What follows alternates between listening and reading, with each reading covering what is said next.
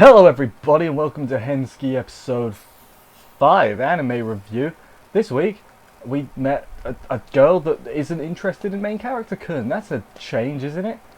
In some aspect interested in him, because you know, it's not typical interest, this show, it's other things. But yeah, what else happened? For some reason it came out like 2 hours late on Funimation.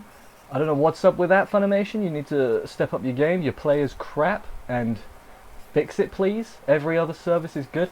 Not here to rant against Funimation. There's plenty of YouTube channels that do that already. But yeah, this episode, I thought it was alright, you know? I say it every week. I thought it was alright. I want to know who wrote the letter. I'm leaning towards the sister now, and she's going to be like a brocon. That's what I think is going to happen now. That's where I'm leaning towards. Although we've just met a new one at the end of the...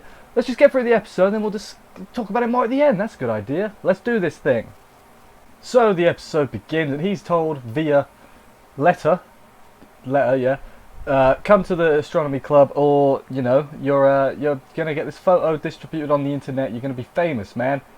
So he does. He goes there, and there's a new girl there. We don't see much of her because then we cut after the break. The break is the opening to him back at the club room. I guess this is because then we go back to.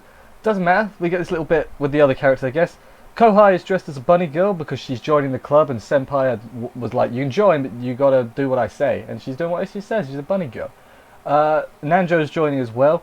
I find it weird that they're arguing, like, over him, because one wants a slave and one wants there to be a master. Why don't you just do a hierarchy? So, like, Kohai is the master, and then you got main character in the middle, and then, like, Senpai at the bottom.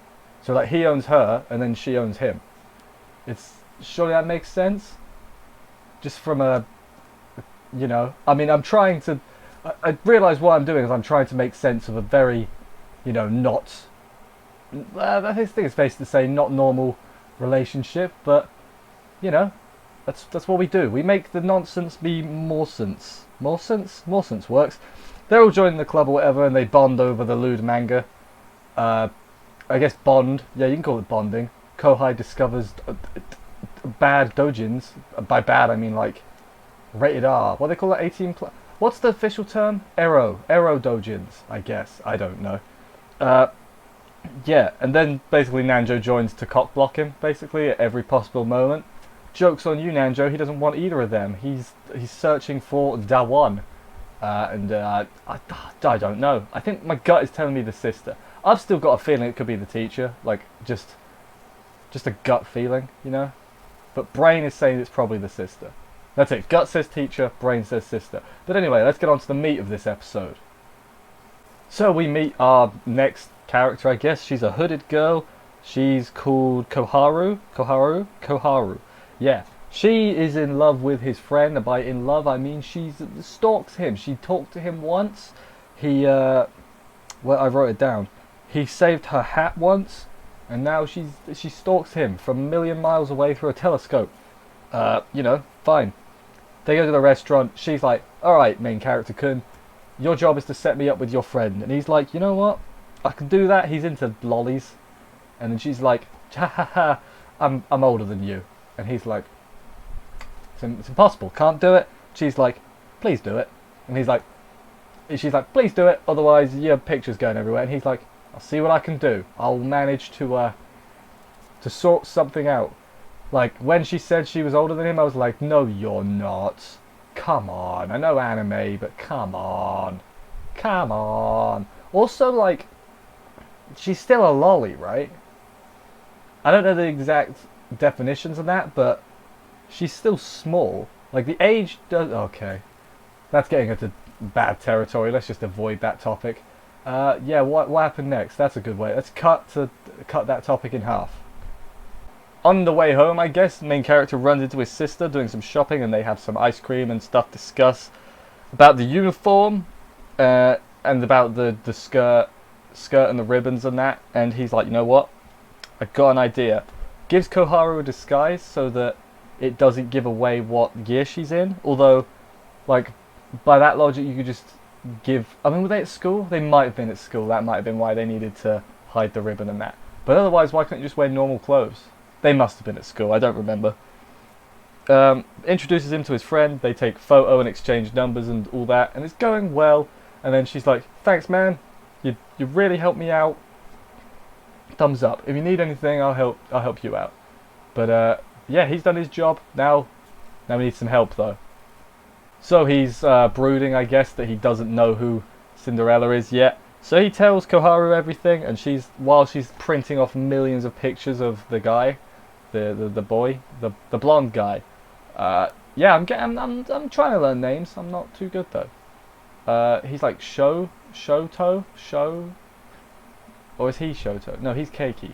I'm literally just remembering the shortcake manga because it's a pun on their names. That's how you remember. He's Keiki, which is like cake. So I'm thinking short.